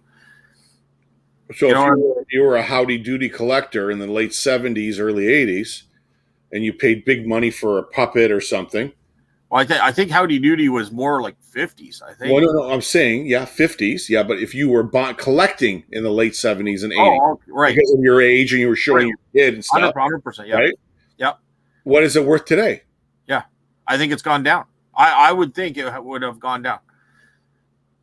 And that's why eBay is this for reselling these old vintage things. Things are up and Yeah. down. Now you'll still sell it. There's going to be a collector out there that'll like that kind of stuff, but I don't think the value is there. Here's a good. You want you to write this one, Scotty? I don't have a pen in front of me. The new Beanie Babies are this squash animals. Is that how you pronounce that? Squish animals. Never heard that. Squishimals, squishimals. Yeah, have you seen that before? No, squishimals. Where am I here? I'm jumping. I'm jumping. I'll look into that, Oksana. Thanks for bringing that up. Squishimals. You see a convention Funko. Look them up. And we're only talking about opinion when it comes to the Funkos. I don't know for sure, but that's We're my. not experts. No, we're just. This is an open chat, right? Remember, I also thought Bitcoin wasn't. Yeah.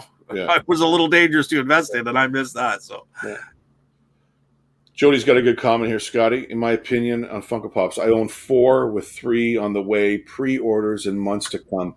Thing is, you need to invest in the rare ones, not everyday releases if you're going to do Funko. You have to invest in the flocked or diamond versions or rare versions, limited editions, or other than that, you don't get the nominal versions. He's got one more here. Only the last 5 months I've gotten the trading cards, but I'm absolutely loving every minute of it. Jody, back to your Funko comments here. As I asked Scotty, and I don't have an answer, in your opinion, because I know you're into this niche market, do you think even these flocked or diamond versions, 15, 20 years down the road, do you think they're going to hold their value or increase their value or decrease their value? Interesting to hear what you have to say. And you know what, Chris? In a weird sort of way, like you and I probably don't really care if they hold their value 25 years because we are like, let's sell it right now. Yeah, I flip. Yeah, I'm not holding. You know what I mean? We're not collectors, but someone like Jody who might be a collector out there by the sounds of it, correct me if I'm wrong. Yeah. They might have a better insight as to what and why something may have some value down the road. You know what I mean? Mm-hmm. Like, I know we always see, like, why are people collecting them and all this stuff and where's the value? But, it's a different mindset is what I'm trying to get at than what you and I really actually. Yeah. I mean, at the same time, we have to ask ourselves that because you don't want to get stuck with boxes and boxes of these things too, and all of a sudden they stop. Look at what's his name, Curiosity Inc. And he got that warehouse full of Funkos and collectibles. Remember that video? Oh, I didn't see that one. Oh, watch that video. Watch Yeah. the video. Yeah, watch that one. Millions and millions of dollars worth. All right, and he said, sold them. Hey, He sold them. yeah. What happened? He got a lead on a unit, and it goes back to the house that the house where he picked it through it and had all the same lady through somebody else. I don't know. She tried to invest in this place. You have to watch the video. Sorry. And so I guess they called him in the morning and they said, and I think Jody is going to comment on this because we've talked about this before. Maybe not on your channel, maybe on my channel, but the guy says, okay, $8,500 or $9,000 for the whole unit, and you get everything in there. So he talked to his wife. He went to the bank. They went there, and it was room after room after room from the floor to the ceiling of collectible brand new Funkos and dolls and Batman figures, and you could not fathom how much was there. And I think what the story was and Jody can correct me here as we go along, it was indirectly with a relative that owed money, and that's how he got involved. Something like that. You get what I'm Okay. saying? The Yeah. story doesn't Right. match. Right. Yeah. So, David, how are you, my friend? We need to have that coffee soon. Hey, Dave, Thrift Beast. Trev, what's going on, my friend? The card special delivery Pikachu. Insane. I can't believe it. There you go. That's what it's called, Scotty. That's what she's talking about. We're gonna have to look into that. I wrote it down. I guess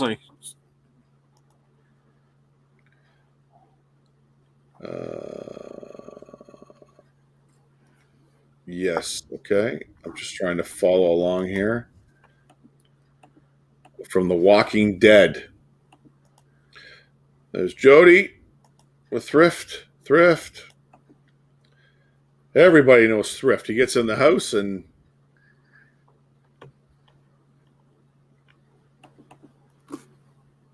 okay. Here's Corey here. The younger generation, most of them, I would say, don't really care about G.I. Joe or Ninja Turtles or any of the kind of stuff going forward. Yeah, but Corey, what happens to the value of these? People got collections and they pay big, big money, right? What happens to the value? Is it all of a sudden go in the sewer and it ends up in thrift stores? well, that's where the Ninja Turtles came from, the sewer. Yeah. No, but seriously, I mean, Star Wars kind of hangs on, I think, because Star Wars is continuing. They're kind of continuing the brand, they're continuing the movies. So maybe if one of those continue on with like G.I. Joe, do you really see much of that anymore? Not based on the old version of G.I. Joe anyway. The original stuff from the 60s. Yeah. So Ninja Turtles, could they make a comeback in the film and stuff like that? If they do, then maybe it holds value. But I think if the pulp culture aspect kind of like the mod, like if it doesn't keep going with the times, I think the collection value drops off. I don't know, but that's my opinion. Like how many people collect Shirley Temple that's under 60 years old? I don't know. You know what I mean? If you're under 60-year-old, you don't even know who Shirley Temple is. Like Squishmallows. That's how you pronounce it, Scotty. Sorry. Squishmallows, like marshmallows. oh, Yeah, who knows? It's like look, I Big Jim, G.I. Joe, that was the stuff I was brought up with, right? I remember, and I've been out and I've picked that stuff up and I've sold it, and when I go buy it and collect it, now that I'm a reseller, I don't have the time to I don't have time to collect stuff anymore. I want to make money. I'm flipping and flipping and flipping. I'm with the fads, right? You got to go with the fad. yeah, and I think Harry got the Laurel and Hardy dolls. Like I have access to Laurel and like my mom has Laurel and Hardy dolls as well. So like I mean, I couldn't show them right now, but I could show them. But at one time they were probably worth some money. Now people who do they really even know who they are? You know what I mean? Like that kind of thing. So I think Funkos could take that kind of dive. So, but Jody may disagree. Maybe there's going to be the odd ones that don't like it. BCQ is great with cards and Funkos. All good, sir. Can't complain. Okay. Most brands that have died off will eventually become dead to everyone, whether 25, 50 years down the line. So be careful of that.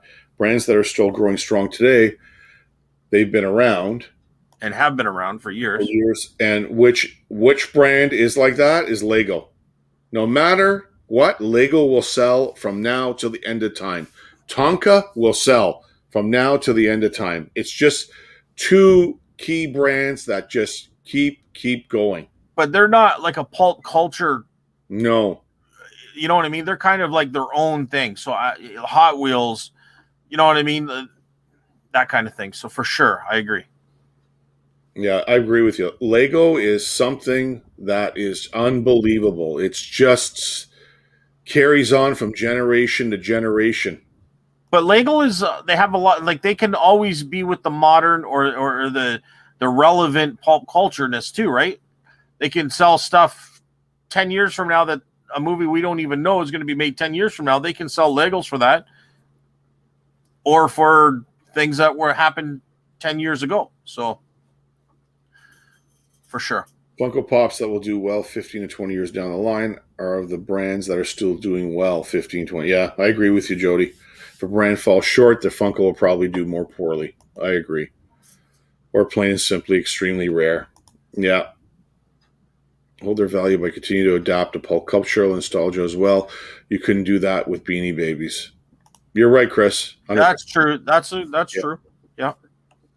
Some Funkos are mass produced, but don't keep in mind that some Funkos are very, very rare. In fact, Funko is a figure that pretty much every franchise on the planet, they do fine. You know what? I don't even own one. I don't even own I own a couple that I'm reselling, but I don't even own a. Yeah, I have a couple that I'm reselling too, but not. Yeah. Oh, yeah. Yeah. Now, Jody, here's a question. Well, Even if it's very rare, is it only going to hold value if it hasn't been opened out of the package? What if it's something that is no longer in the package, but it's rare?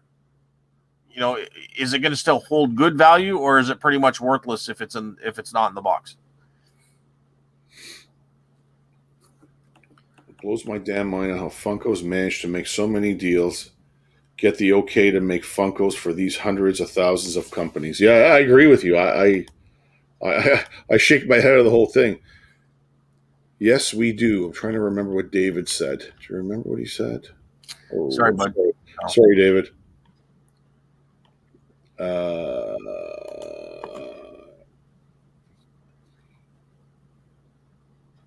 Mhm. Yeah. Yeah, it's rarity, I guess. Yeah.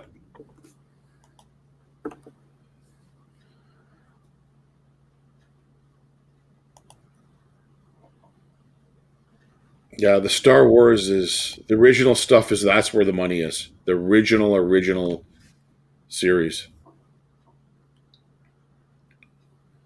I think eBay has to push their site to get more of the new generation to appreciate vintage and antique. I know younger people that really appreciate the history of certain things.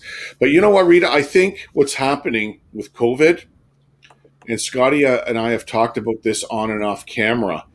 I think these platforms, Etsy, Garage, Flip It, or Let Go, they have all opened up an area where people, kids like my kids, will go online and go, look at this cool toy, or look at that, or look at this from 1970s. And I think the marketing of these websites need to start pushing that out. Now, will it get a 16 or a 15 or a 14-year-old boy interested in retro toys and stuff? They're more interested in the PlayStation 5 and going on Grand Theft Auto and shooting a bunch of people and burning, whatever. And that's what they do. Socially, they're this new generation is totally different. And I think it's the parents and the grandparents that have to kind of say, hey, this is what I had when I was a kid, and I had this when I was a kid. You know what I mean, Scotty? And yeah, well, we kind of touched upon this, Chris. Remember, and I think it was Tracy who said they should start getting celebrities. Yeah, promoting it. Yeah, promoting it through celebrities. I know our antique store. I see a lot of young people in there, and they're interested in the cameras, the old cameras, the vintage cameras. They're really into a lot of the stuff and for decor of their new homes, especially if you're 25, kind of 30-ish, which to me is still a young person, is they're looking for decor and furniture. And, so I think they are out there. And I think you're right, Rita. If eBay could tap into those people and let them know that this kind of stuff can also be sold or purchased on eBay, I think you'd have something there. How they do that, I mean, celebrity endorsement would be one for sure. And Rita, if you have an idea on how they could do that, let us know. I'd be interested to hear. What do you think, Chris? Yeah. I just hope we're just a lot older, right? Like the younger kids are not interested. And you got to remember today we went like video games now. Everything's downloaded. Everything's wireless. Everything is. They don't keep the video game box anymore with the little manual in there. Kids aren't interested in that. They just want to play it, right? And they don't collect things like they used to when we were kids. We don't, like bottle tops and marbles, and they don't. Kids don't think of it. They're online at school now. They get off the computer. They go in the house. They go get something to eat. They go on their Xbox or their PS5. They play video games with their kids. That's how or their buddies. They communicate like that. They live a different life. It's a different, fast-paced life. Well, I personally would say that when I was 15 to 35, I don't think I paid attention to it either. I really don't. Like, I never really collected anything. I enjoyed toys and playing around, but it's not for a collector reason. It was more of because hey, that's a cool toy. Even though my dad did dabble into selling antiques, I never took an interest in it. His bottle collection, I thought it was cool, but I never really questioned anything about it. It was just something he did. But the thing too, though, Scotty, I hear what you're saying. But when we were younger, we didn't have the internet. We had Atari I agree. Or whatever, right? Yeah. But we still, you had friends that did collect hockey cards or comic books, and you would go to their house and they would, let's check this out. And you read Mad Magazine. Like, that stuff was there. Our kids don't actually have physical cards or magazines that they're going to the corner store on their bikes to go pick something up to read. You know what I mean? Like, it's totally different today.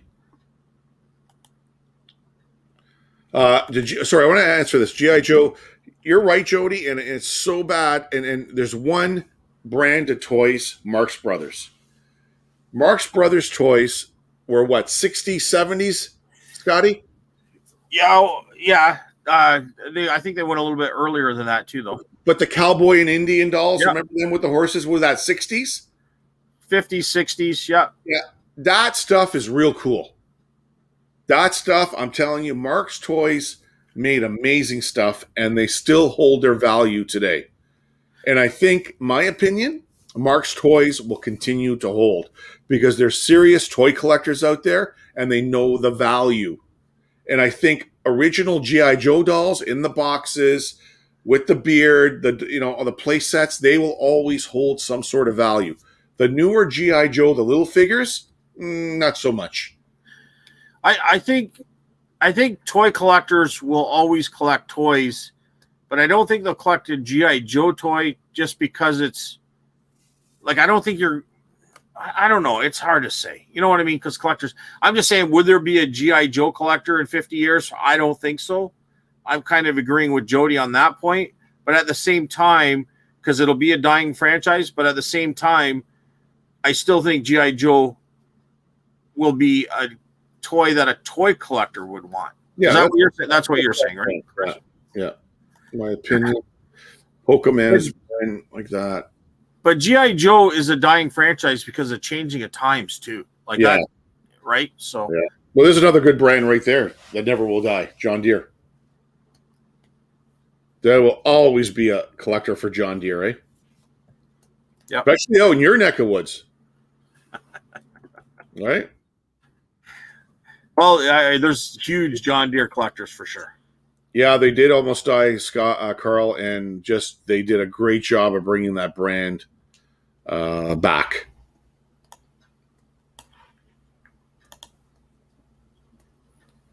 I mean, this is all subjective. This is all personal opinion. Like, who really knows what's going to happen, right? But we're not experts. We're just trying to. We're not trying to predict the future. We're just trying to talk about it. And what's this? I don't believe collectible items will die. I think it'll be worth way more in the new generation, in my opinion. Bought for $180.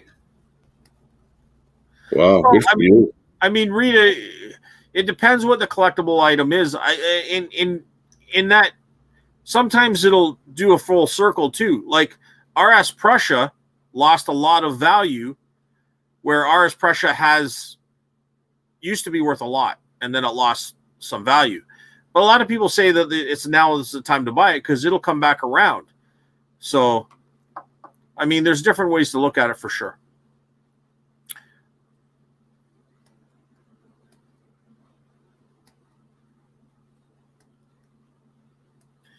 But anyway, I'm not sure where Chris went. But Thrift Beast here, I sold my Goonie Funkos set of 5, bought for $180, sold for $400. They were the older model of Funko Pops.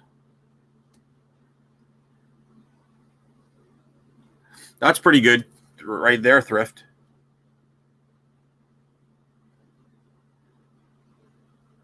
Huh. Goonies is pretty hot right now too, though. Mod saying I bought 4 monthly Motley Crew Funko Pops, Motley Crew, for $60 and sold for $175. So. Sorry, guys. One of my cats was I have a problem with one of my cats. They're not well. So where are we, Scotty? Oh, 4 fun one. Yeah. So I bought 4 Motley Crew Funko Pops, sold for $60 and bought for $60, sold for $175. Good flip there.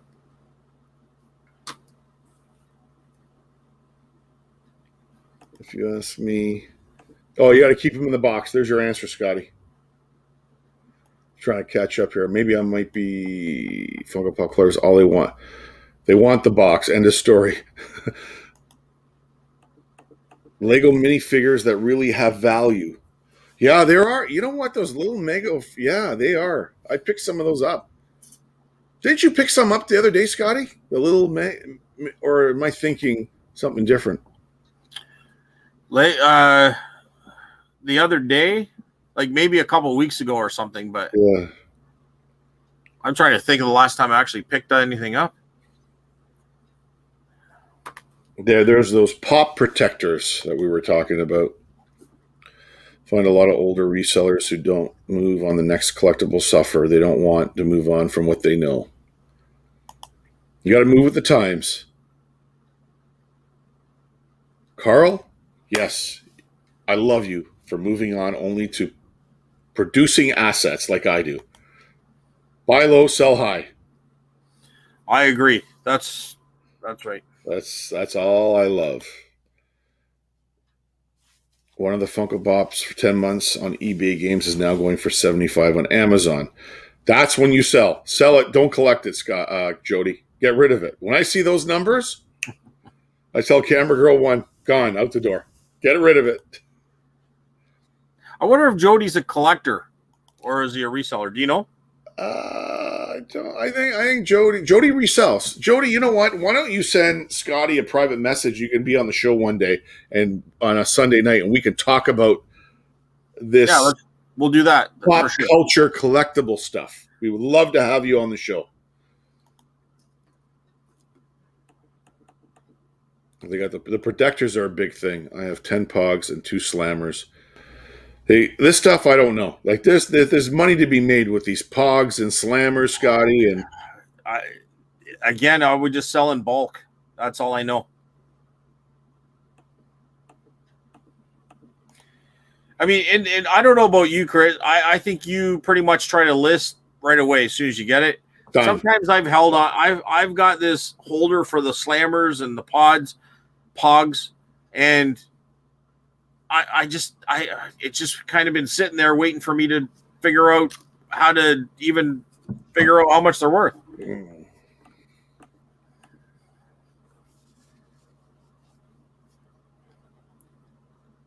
Just changing on the generations. I agree, Tom.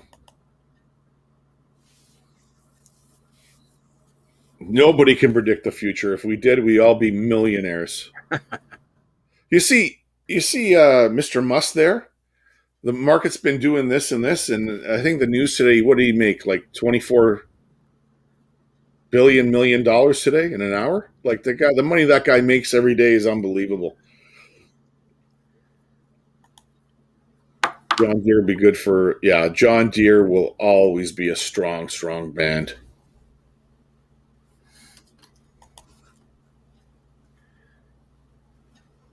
Dolls are the new Barbies. Did far better than Connects did. I really love. Yeah, Connects. You know what? Sealed sets still sell, Jody. If you can find them and they're good sets, they will sell.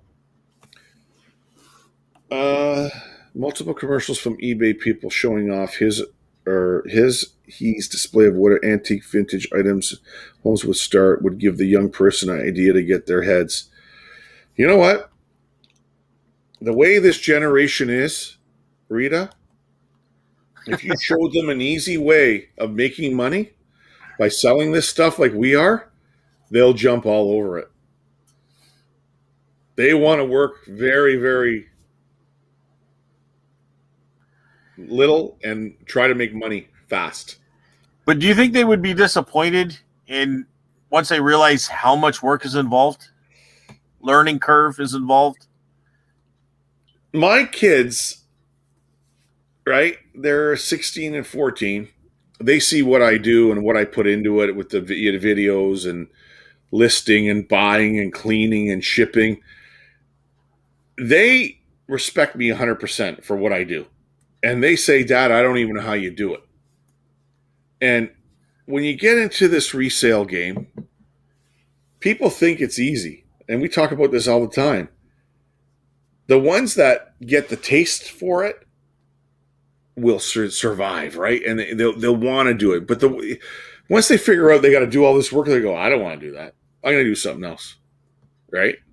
Sell Funko Pops. I don't know. Like, I agree. I think it becomes an addiction and a lifestyle, and once you adapt to that, I think you're hooked. It is a certain high when you're out and about and you find something you pay $3.99 for, $3.99, and you check it on your phone or you check it on whatever app you have, and you see it sells or sold on eBay for $250. It is the greatest feeling. It's hunting for treasure. That's why my channel is called Chris's Treasure Chest. It's treasure, dude. Yeah. And the thing I love about it is all these people have walked by this item through the whole day, and you just pick it up and you look at it and go, I'm the one who found it. Right? Absolutely. Yep. Man. Modern day treasure hunter. What's that? Modern day treasure hunter. Indiana Jones. Yep. That's what it is. Oh, you can come on our chat. Scotty, there you go. Absolutely, 100%. When are you? This Sunday, Oksana, you're on. You're on. We'd love to have you on. I had a lady come on once. If you go back, Lindsay, she sells vintage clothing. Oh yeah. She's got a good business, eh?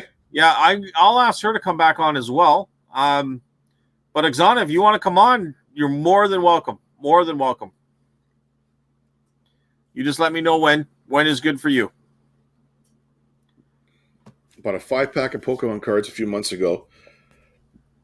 Open it up. I only kept it sealed, but in the specific pack, I pulled a card that was being sold for $700. Wow. Yeah, and sold it and traded it right away for $300. Wow, good for you. That's a nice score. 300 plus 3 rare cards.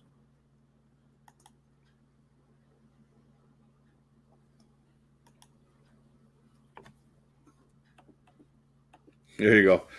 Jody, that's Scotty's channel. He does the guests, I do the internet news. Yeah, absolutely, Jody. Send me an email. Scott I'll type it in. You'll type it in. David, whenever you want now that you got Brampton's open and whatever, let's pick a day and I'll let you know what my schedule's like and we can hook up. How do I leave a chat here, Chris? It's not. You got to go to the actual YouTube channel. Okay. Yeah. All right. So you got to do that there. Sorry. Oksana says, thanks for the invite. I'll be ready in a year, she says. No, you'll be ready this Sunday. Come on, Oksana. I want you to take 5 to 15 minutes out of your day here soon and look at NFTs, Readable tokens. Your mind will be blown on what is actually going on here, right? My head hurts. I'm gonna have to look into that. Thank you, Jody. I will do that.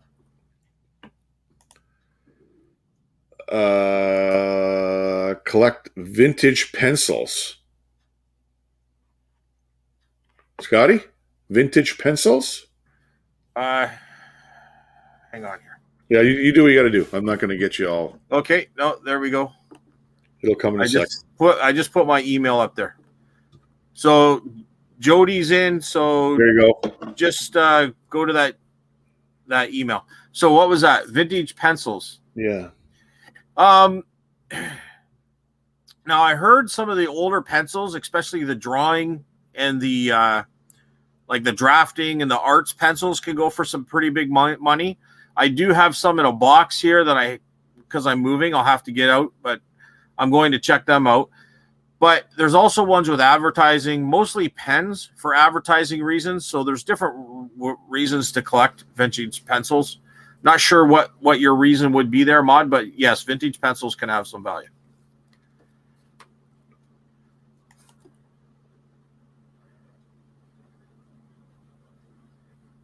Marbles can go for really good money. Absolutely. Vintage marbles. There's some good marbles that go for good money. Especially if they're old, made in Germany, the German marbles. Here's Scotty's email, guys. If you want to be on the Sunday night show, send him a message. 8 p.m. Eastern Standard Time. And Yeah. Chris, you're on it as well? Yeah, I'm on his channel. And usually Wednesday night is more of an information of selling around the world. We really don't have a guest and just kind of answer questions from the chat, which works out. I may have to have a live guest one day, Scotty, the way it's going. You never know. Hey? Yeah. You got it. Thanks. Send me a text. Yeah. Scotty, can you answer this? I don't know. I don't know anything about marbles, so It is very, very tough. I mean, there's clay marbles, but mostly you're talking about the glass marbles. Exana, I guess the best way to do it is probably talk really sweet to someone at an antique booth that deals with toys and marbles. And they will give you hopefully an honest opinion. You're not interested in selling it. You're more of interested in about it, and just see what they say. give me 1 second here, Scotty. Sorry. Oh, thrift pieces throw me under the bus here. What did he say? Just don't ask Scotty to become a mod. I just want to see something while we're on here. And I got to teach you how to get all these people here as moderators. I just want to see something. Another thing you could do is go to YouTube. Check out YouTube channels on value of marbles. What is antique marble, vintage marble? There's so much different. I don't. You know what I do with marbles? I put them in a glass jar and sell them for $15.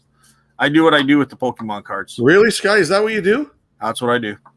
Okay. There's so many marbles out there, and they just don't sell otherwise for me. So just want Scotty to become a moderator. Onion skin marbles are worth money, but they all look the same to me. Yep.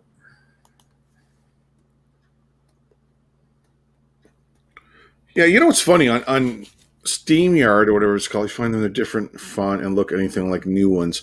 You know, when you go to, I'm not on on the YouTube channel, does it show you the wrenches for all the people in the room, Scotty, when you went there?